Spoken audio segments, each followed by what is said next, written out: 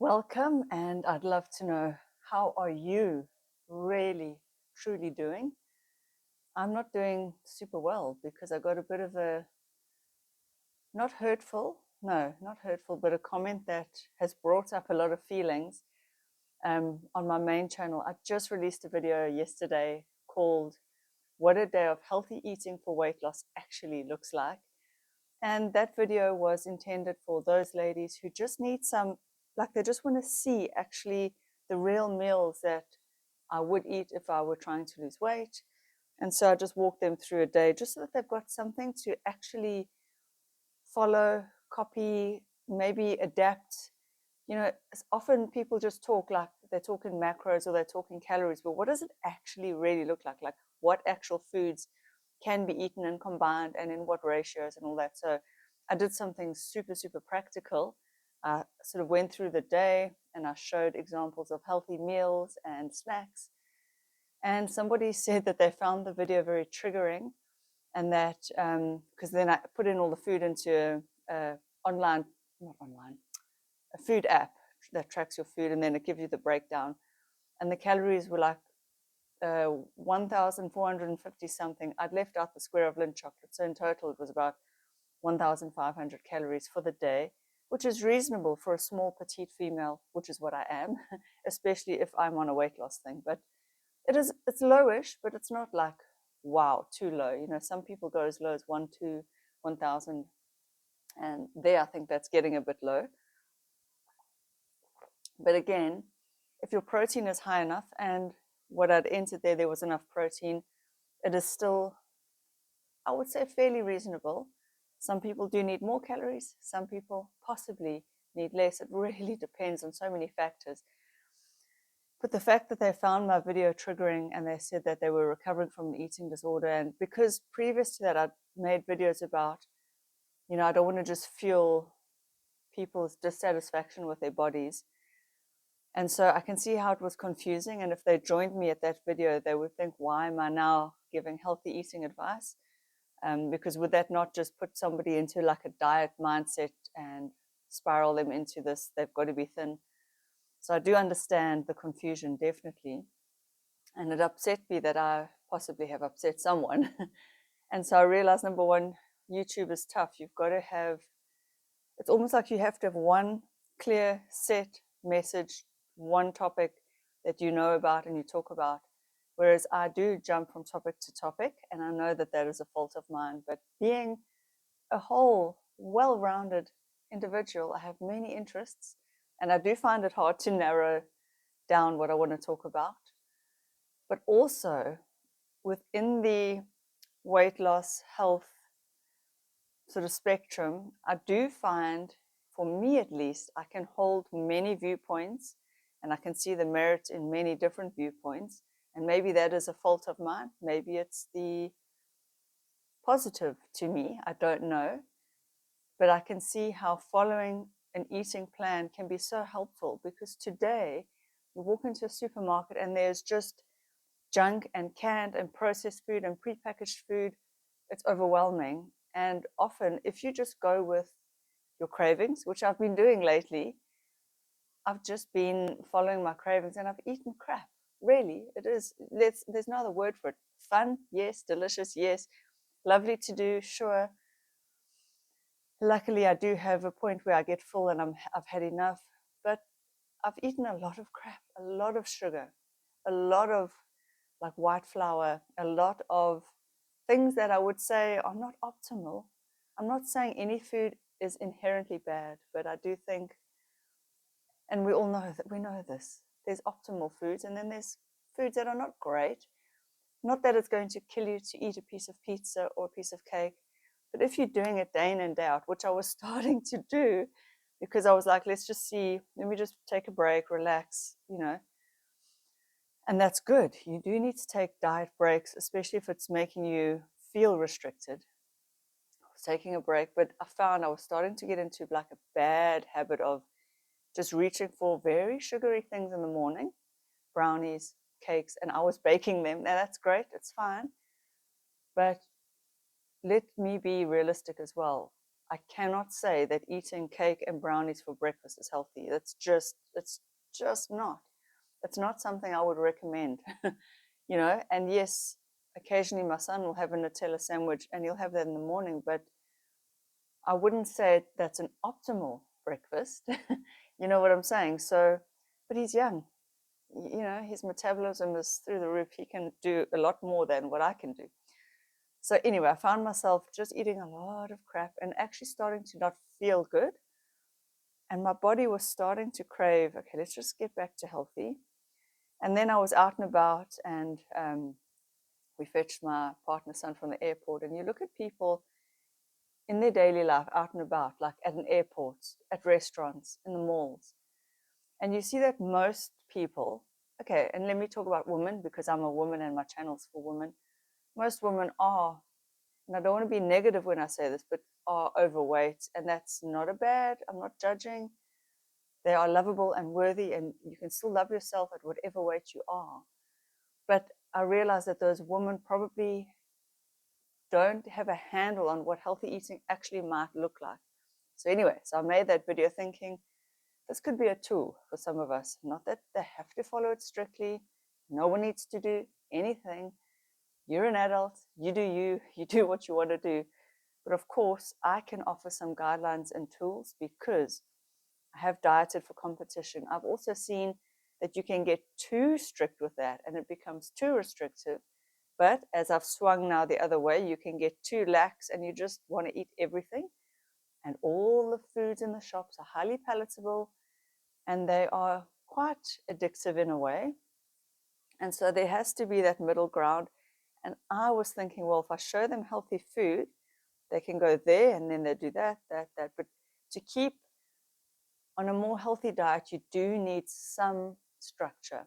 It doesn't have to be as rigid as what I showed, but some structure needs to be there. Otherwise, with the variety and choices and McDonald's and Steers and pizza delivery and Uber Eats and milkshakes and donuts, and of course we have caffeine, which is not ideal either, but it is what it is. There's so much, and there's so many diets out there and so much advice, it can get overwhelming. So I just made an actual like sample of a day's eating, just so people can like touch ground again.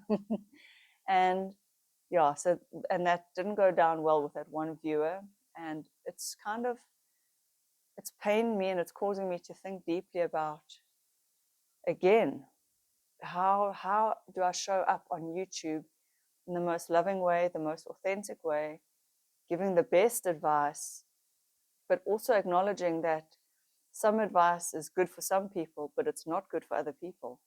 And that is hard. It's very hard to navigate, because if you are battling with cravings, addictive foods, making the wrong food choices, but you want to get back to healthy, you need that advice. If you are recovering from an eating disorder where you've restricted badly, you do not need that advice. You actually need to go the opposite direction. And then, of course, there's different stages in one's life when you need more of a structure and when you don't. And it's just got me to think quite deeply, like, sure, I really need to think about my message, what I'm telling people. And if people are going to follow my advice, am I 100% sure, at least in the moment, that it's as true as I can make it? And again, even nutrition experts, they are only going on what they've learned, what they've been taught. Yes, there are studies, but we know that so many studies are flawed. Some studies are better than others. I'm hoping that by now a lot of the nutrition advice is better than it used to be. And so, of course, I can only give advice that I've tried on myself, what I've seen works. I can read and listen to all the experts, and I can sort of boil it down into a generalized thing. But again, even a dietitian she's just parroting what she's been taught.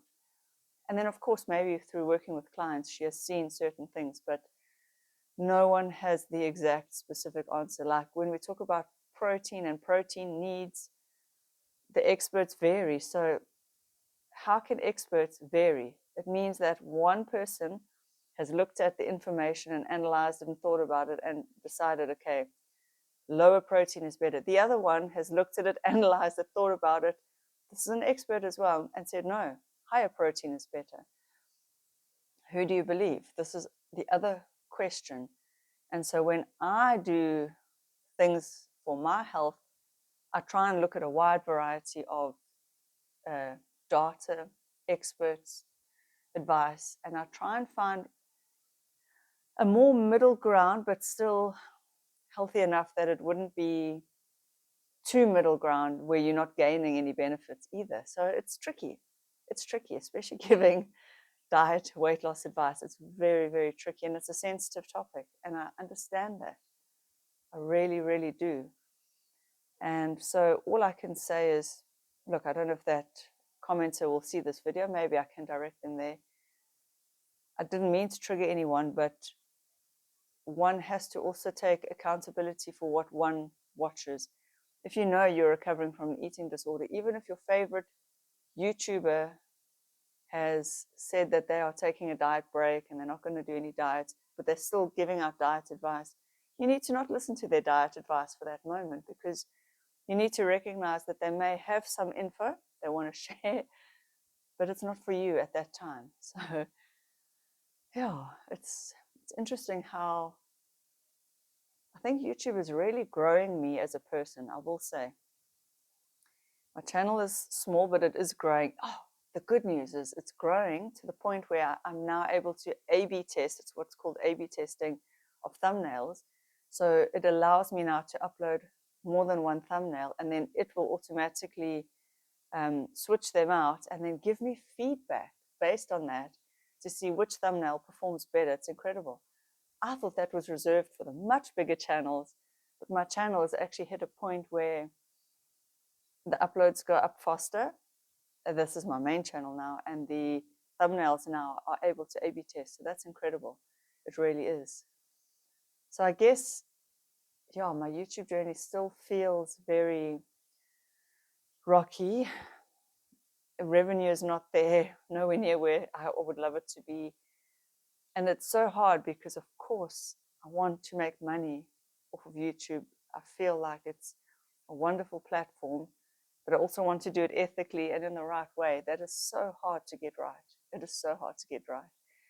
And like I say, giving diet advice is tricky because I don't want to infer that you are doing anything wrong or you are wrong. You're not wrong.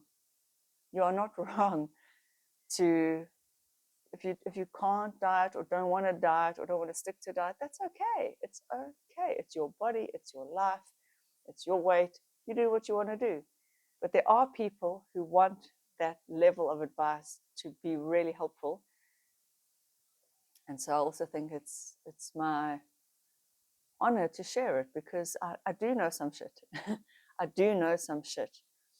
And again, I could have said all this as the preamble to that video, but who wants to listen to such a long intro? They just want the info. So with that said, I'm now going to gym, and looking back on this past sort of month or two where I've completely just wanted to take a break, I feel like maybe I went a little bit extreme, like fuck everything, fuck the diet, fuck the gym, fuck it all. I needed it. I needed that break, and I needed to completely have that break. And suddenly I feel like re-energized to get back to eating healthier, exercising a little bit more. I'm going to go back to the gym, so I'm not going to quit. And again, that's going to confuse people because I made a video, oh, I've quit the gym. But you also have to do what's right for you. And sometimes you think something's right, and then you see it's not.